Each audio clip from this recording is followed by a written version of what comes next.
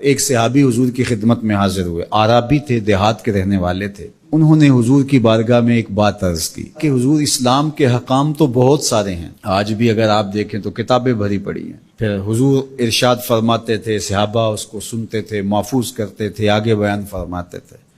ان کا بہت سارے احکام ہیں اسلام کے، میں ایک دیہاتی شخص ہوں، مجھے کوئی ایک بات ارشاد کر دیجئے جو میرے لیے کافی ہو۔ تو آقا کریم نے اس شخص کو ایک بات ارشاد کی، فرمایا کہ ان تموتا ولسانک رطب من ذکر اللہ، تو اس حالت میں فوت ہو کہ تیری زبان اللہ کے ذکر سے تر ہو۔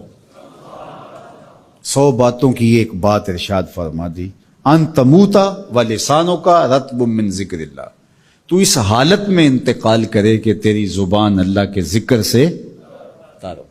میں اور آپ اپنی زندگی اس طرح سے گزاریں کہ موت اچانک آئے یا طبی موت آئے، جس حالت میں بھی ہمیں موت آئے تو ہماری زبان عادی ہو اللہ کے ذکر کی، ادھر سے سانس ٹوٹ رہی ہو اور ادھر لبوں پر اللہ کا نام جاری ہو۔ جس شخص کا آخری کلمہ لا الہ الا اللہ ہوا، اللہ اس کو جنت میں داخل فرماتا ہے۔ اور کتنے خوش نصیب لوگ ہوتے ہیں کہ مرتے ہوئے جن کے لبوں پر اللہ کا باقاعدہ نام آتا ہے، اللہ کا ذکر ان کے لبوں کا وظیفہ ہوتا ہے۔ اور کچھ لوگ ان کو تلقین بھی کریں تو زبان پہ اللہ کا نام نہیں آ پاتا۔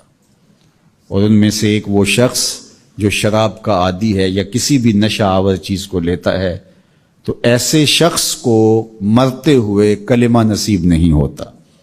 جو اس کو دنیا کے اوپر سزائیں دی جاتی ہیں، ان سزاؤں میں سے ایک سزا یہ ہے کہ مرتے ہوئے اس کے لبوں پہ کلمہ نہیں آتا۔ اور علماء نے یہ بھی لکھا ہے کہ جو بے نماز ہے، نماز نہیں پڑھتا، مرتے ہوئے اس کے لبوں پہ بھی کلمہ جاری نہیں ہوتا۔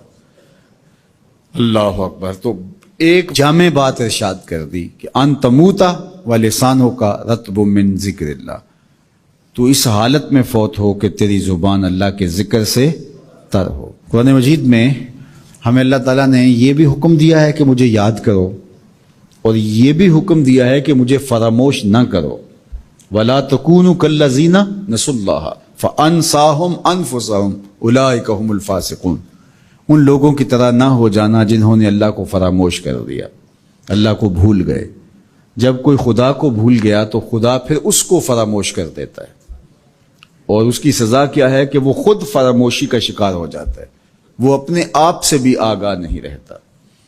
تو ہمیں جو حکم دیا گیا وہ ہے اللہ کو یاد کرنے کا۔ تو یاد کرنے کا ایک مفہوم یہ ہے کہ اللہ جل شانہ کی اطاعت کی جائے، اس کی فرما برداری کی جائے، اس کے احکام پر عمل پیرا ہوا جائے، نہ یہ ہے کہ اس کے احکام کو فراموش کر دیا جائے۔